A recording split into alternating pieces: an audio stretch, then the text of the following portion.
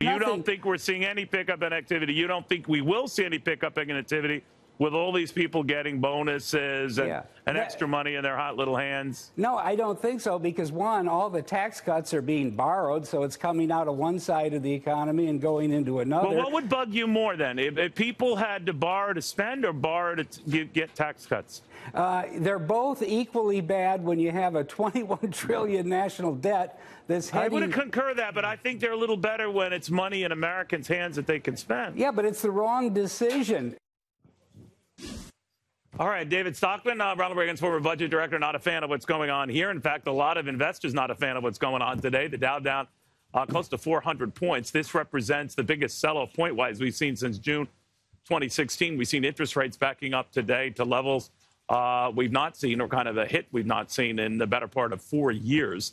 The read on all of that and whether markets are getting nervous and whether that nervousness is justified with Art Laffer. He joins us right now. Art, there's a former, top Reagan lieutenant who is saying, I'm worried. You're not worried. What do you make of what he is saying?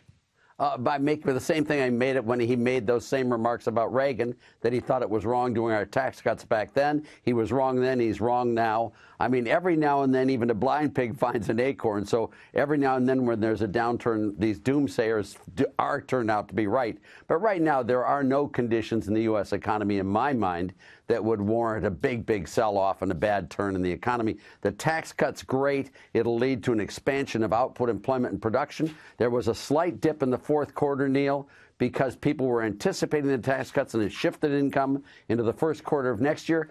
But unless the weak dollar, which is my one concern, you can't have a strong economy without a strong currency. The weak dollar is the one concern, but it's not overwhelming right now. And I would hope that the dollar would reverse direction and rise, and interest rates will fall as a result. Yeah, we can't tell on day-to-day or tick-for-tick movement. I will say this, that networks that never before followed on the Dow's inexorable rise are certainly focusing on its fall today. Be that as it may, the president tonight will use obviously the markets prior to today, last couple of days, as a backdrop for an improving economy, better earnings. A lot of them are sharing the wealth, their own corporate tax cut with their workers. Nancy Pelosi has already indicated that Democrats should behave, obviously addressing the dozen or so who aren't attending tonight, that they should at least watch their own P's and Q's. What do you think of that? I think that's correct. I mean, there's no reason for this nasty down-talking stuff that goes on. It just makes no sense whatsoever. I mean, I went to see the SOTU with Obama when he was given the State of the Union.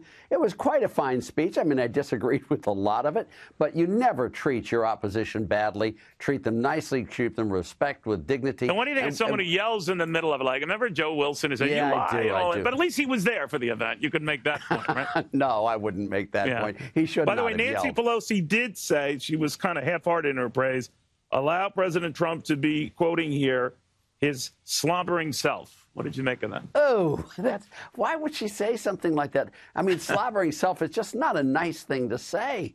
And, treating the president with that type of disrespect makes no sense. Treating Obama with that disrespect makes no sense. I never said nasty things about Obama. I disagreed with his policies. But frankly, there's no upside to being nasty. The president will be talking up more bipartisanship tonight, we are told. One on immigration, another on infrastructure. And infrastructure would be a big spending initiative, as you know, and the dirty little details are finding out how you pay for that. And we're hearing talk of a $200 billion commitment on the part of the federal government that could be leveraged off by private enterprises. Part of that might involve, down the road, a hike in the federal gas tax. What do you make of that? Well, if it's good federal spending on highways and infrastructure and all of that stuff that's productive and not a bridge to nowhere, I think there's a good case to be made for infrastructure spending. When I'm not that terribly worried about the $200 billion, because the increase in wealth, Neil, in just the last year and a half, 2 years, has been hugely larger than $200 billion. I don't think we need higher taxes on anything. And I think we can afford this right now and just get the infrastructure there to create the jobs, output, employment. And I think it'll pay for a lot of itself, if not all of itself. One of the key points Stockman's making, and to your point, Art, he has mentioned this before, but he said, I've been talking about this for years, but there is a day of reckoning coming. This piling on debt that neither party addresses is still out there. What do you say to that? I think it's incorrect. I mean, I think we've been running on this. There's no day of reckoning. The amount of national debt is way higher than it should be. That is very true. But that's not a day of reckoning. If we get this economic growth that I think will happen with President Trump's tax plan, and you'll get that growth, I think you're going to see debt as a share of GDP decline for two reasons. Number one, I think you'll see GDP grow a lot faster, maybe as much as 4% or so. But you'll also see revenues picking up, and therefore the deficit declining or increasing slower, and the two together will lead to a sharp fall in debt as a share of GDP, which is really what you want. You want to bring it down to the levels of 10 years ago. All right, the good old days. All right, thank you, my my friend. friend. But I think we can do that. I mean, we can do it pretty easily with good policies and without screaming.